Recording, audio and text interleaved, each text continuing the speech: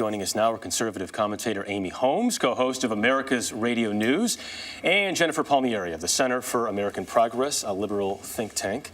Good morning to both of you. Good morning. Good morning. And happy 4th. Thank you. Happy 4th. The nation moving forward, but maybe not Congress so much. Just so we can recap here a little bit, over the weekend, nothing got done as far as we know. Nothing Jennifer? got done. Nothing got done. No, there was no progress really made. Although Republican senators coming out saying that they would possibly support revenue increases, which is encouraging. We did hear that indeed. Right. Significant, Amy? Well, it is significant. You could say this is either a game of chicken or a game of uncle. And who is going to, as President Clinton said, blink first, to mix my metaphors on this Independence Day.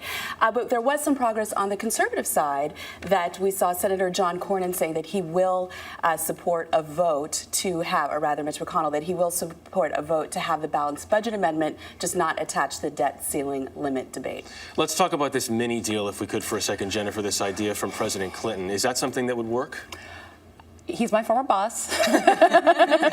He likes to make things exciting. Full disclosure? But I think what would be best would be if they could get a deal that would raise the debt limit such that we could get through the election, agree to some deficit reduction, maybe $2 trillion, which is what you have to raise the limit by in order to make it through the election. But to try and to do something for 6 months and then come back in an actual presidential election year and try to get serious deficit reduction done with a gun pointed to your head about coming up to the debt limit again just doesn't seem like a great way to govern.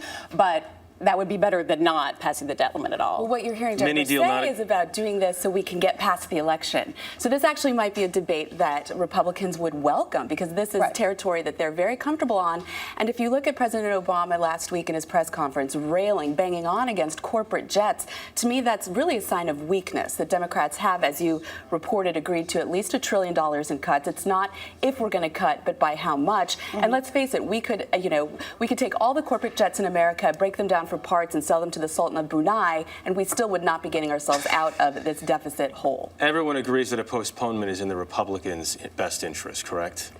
It's not in the Republicans' best interest if there are real significant economic consequences. And we saw that Standard & Poor's said that they would downgrade our credit rating. If that translates into everyday Americans seeing their credit card interest go up, and that there are unemployment numbers, we have the gas price numbers, if this all conspires to make the economy even more challenging to the average American voter, then no, it is not good for Republicans to push this past August 2nd. Jennifer, who budges? Who budgets? Yeah. I'm confident that they can get that we'll get this done. That they, when we had the last showdown in April, when the government was getting ready to shut down, Republicans compromised. Again, it was going to be catastrophic. Right. Well, but it was not nearly as catastrophic because we've heard that 2 times before in the last 6 months before this. There was the Christmas deadline for tax cuts. It got done at the last minute.